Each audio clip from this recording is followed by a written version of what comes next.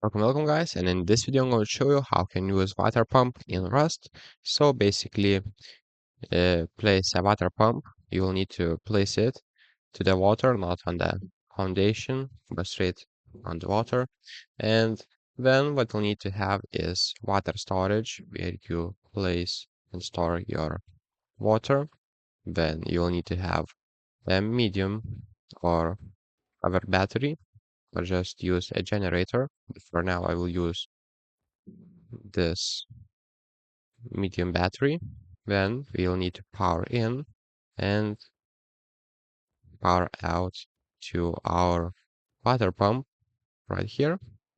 And after that, using the hose tool, let's build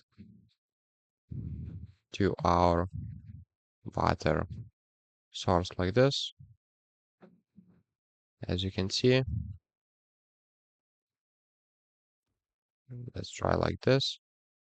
And then we can just see if that's fills our water. As you can see, it works perfectly fine.